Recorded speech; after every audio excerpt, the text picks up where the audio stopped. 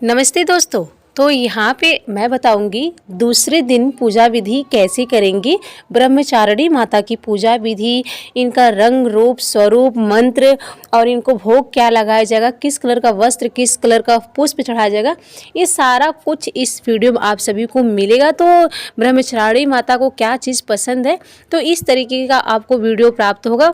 तो आइए शुरू करने से पहले इस चैनल को सब्सक्राइब कर लीजिए। अगर पहली बार आए हैं तो बेल आइकन को ज़रूर प्रेस कर दीजिएगा, ताकि जो भी पूजा पाठ से रिलेटिव वीडियो है वो आप तक सबसे पहले पहुंच सके। तो चलिए अब शुरू करते हैं। तो आपको सबसे पहले क्या करना है, सूर्योदय से पहले आपको उठ जाना है। जैसे कि जो व्रत है 9 दिन के लिए वो भी, और जो 2 दिन वाले व्रत हैं वो भी, और जो व्रत भी नहीं है, जो केवल पूजा पाठ कर रहे हैं वो भी, सभी लोग के लिए एक ही नियम है कि सूर्योदय से पहले उठ जाना है। क्योंकि व्रत के टाइम में घर में बहुत ढेर सारे काम होते हैं, और जब भी कोई फेस्टिवल पड़ जाता है तो भी बहुत ढेर सारे काम होते हैं घर में। तो इस वजह से आपको जल्दी उठना है, सूर्योदय से पहले उठना है और घर के सारे काम काज करके और खुद स्नान कर लेना है।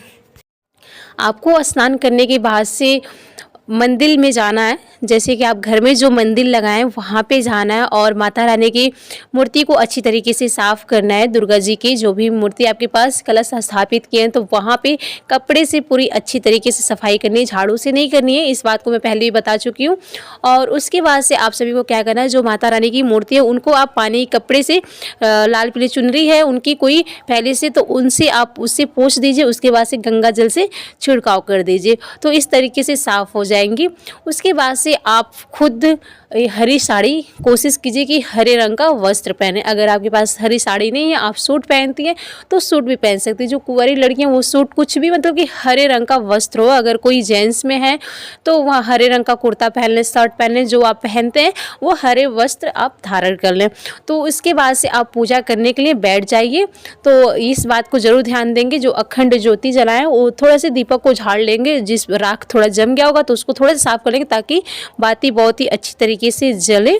तो इस तरीके से आप सभी को कर लेना। और अखंड ज्योति पे भी आपको टीका लगा देना है। रोज पर डे आपको करना है इस तरीके से। माता रानी को भी टीका लगाना और अखंड ज्योति के पास भी टीका लगाना है। और आपको क्या करना है, जो आप अगर जो जमाए हुए हैं तो वहाँ पे भी कलश के ऊपर आपको टीका कर देना है। पीले सिंदूर, बहुत सारे लोग पीले सिंदूर से टीका नहीं करते हैं, वो सीधे अष्टमी के दिन पीले सिंदूर से टीका करते हैं। लेकिन मैं ऐसा नहीं बोलूँगी, आप रेड पीला जो भी आपके पास हो, जैसे कि दोनों सिंदूर से आप टीका कर सकते हैं, पूजा कर सकते हैं। जिससे आप टीका कीजिए वही लास्ट में आप अपने मांगों में भर लीजिए। अगर आप जेंट्स हैं तो आप अपने माथे पे टीका लगा लीजिए। इस तरीके से माता रानी को लगाने के बाद से, या तो कलश पे लगाने के बाद से लास्ट में आप अपने माथे पे लगाइए, और जो महिलाएं वो अपने मांग में लगाएंगी। तो यहाँ पे ये हो गया है। तो अब हम बात करेंगे भोग लगाने की। माता रानी को दूसरे दिन जैसे कि भोग क्या लगाना है, तो आप भोग में कोई मिठाई लगाइए। माता रानी को, ब्रह्मचारिणी माता को मिठाई अत्यधिक पसंद है। वैसे शुद्ध मिठाई होनी चाहिए। तो शुद्ध मिठाई घर पे तो मिल जाएगा, लेकिन इतना टाइम नहीं होता है किसी पास बनाने के लिए, तो दुकान से ही आप मंगाएंगे। दुकान पे शुद्ध नहीं होता है, लेकिन जो माता रानी को चढ़ गया वो शुद्ध ही कहलाएगा। अगर आपके पास मिठाई नहीं है तो आप चीनी या मिश्री, तो इस तरीके से आप भोग लगा सकते हैं माता रानी को। तो अब हम बात करेंगे, जैसे कि माता रानी को जो भोग लगाना है आपको दोनों टाइम लगाना है, सुबह में भी लगाना है और शाम को भी लगाना है। इस बात को विशेष ध्यान रखेंगे और उस प्रसाद को उठा करके घर में वितरित कर देंगे। 1-2 मिनट बाद आप प्रसाद को उठा सकते हैं, वहाँ से थोड़े से छोड़ देंगे, उसको शाम को उठा लेंगे, उसको भी खा लेंगे और खिला लेंगे घर वालों को। उसके बाद से फिर शाम को दूसरा भोग लगाएंगे। इस बात को विशेष ध्यान दीजिएगा। या देवी सर्वभूतेषु मां शैलपुत्ररूपेण न संसिता, नमस्तस्यै नमस्तस्यै नमस्तस्यै नमो नमः। तो यहाँ पे आपको इस तरीके से मंत्र जाप करना है, और इस मंत्र को आप चाहे तो रोजाना जाप कर सकते हैं। ये माता रानी का मंत्र है और इसे ज़रूर जाप कीजिए आप सब। तो अब इनका छोटा सा एक कथा है, उसको सुन लीजिए, जिससे आपको बहुत ही प्रेरणा मिलेगा और उत्साह जगेगा आपके मन में माता रानी के प्रति। तो इसको ज़रूर आप सुनिए, श्रद्धा अनुसार आप अपने सुन सकते हैं। तो यहाँ पे आगे बढ़ने से पहले हमारे चैनल को सब्सक्राइब कर लीजिए और लाइक कर दीजिए। जो भी कोई अभी तक हमारे चैनल को सब्सक्राइब नहीं किया है, प्लीज़ एक लाइक ज़रूर कीजिएगा, जिससे हमारी मेहनत और तपस्या दोनों सफल रहे। तो यहाँ पे चलिए अब कथा शुरू करते हैं माता रानी की।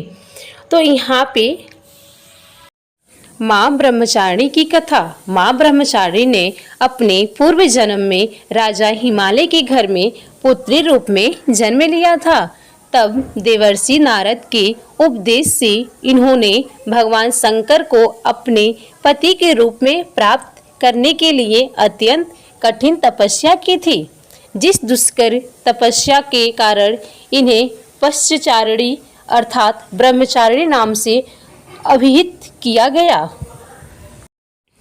अब हम जानेंगे माता ब्रह्मचारिणी प्रेम और निष्ठा का प्रतीक है।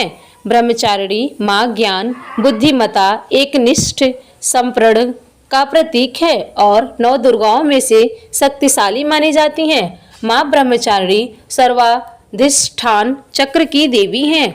तो इस तरीके से माता रानी को सर्वश्रेष्ठ माना गया है। तो यहाँ पे इस तरीके से माता रानी ब्रह्मचारिणी की कथा आपको सुनना है और उनका मंत्र जाप करना है और पूरी विधि विधान से जैसे आप पूजा पाठ रोज करते हैं उस तरीके से आपको पूजा पाठ करना है। नित्य रोज आपको पूजा पाठ करना है और विशेष ध्यान में देना है। साफ सफाई को शुद्धता आपको रखना है। अपने घर परिवार में जहाँ पे आप भोजन बना रहे हैं, आप फलाहारी भोजन बना रहे हैं तो शुद्धता का ज़रूर ध्यान दीजिए। और जिस रूम में आप कलश स्थापित किए हैं वहाँ पे शुद्धता का विशेष ध्यान देना होगा आप सभी को। तो माता रानी के लिए आप चाहें तो हलवा पूड़ी आप उन्हें चढ़ा सकते हैं, लेकिन आपको ये सब लास्ट दिन करना है। आपको शुरू में नहीं करना है क्योंकि पूड़ी आप नहीं बना सकते हैं घर में, क्योंकि नवरात्रि में बिना कढ़ाई चढ़ाए आप पूड़ी नहीं घर में बना सकते। तो लास्ट दिन माता रानी को हलवा पूड़ी आप ज़रूर चढ़ाइएगा। तो यहाँ पे मैं आप सभी को बता दूँ माँ ब्रह्मचारिणी को ज्ञान, तपस्या और वैराग्य की देवी कहा जाता है। माँ ब्रह्मचारिणी को देवी पार्वती के अविवाहित रूप में पूजा जाता है। वो सफ़ेद वस्त्र धारण करती हैं। उनके दाहिने हाथ में एक रुद्राक्ष माला होती है और बाएं हाथ में कमंडल पानी का एक बर्तन होता है। तो इस तरीके से माता रानी होती हैं। और मैं बता दूं, ब्रह्मचारिणी संस्कृत ब्रह्मचारिणी का अर्थ है एक समर्पित महिला छात्र जो अपने गुरु के साथ अन्य छात्रों के साथ आश्रम में रहती है। वह महादेवी के 9 दुर्गा रूपों का एक दूसरा स्वरूप है और उनकी पूजा नवरात्रि के दूसरे दिन 9 दुर्गा की 9 दिव्य रातें की जाती है।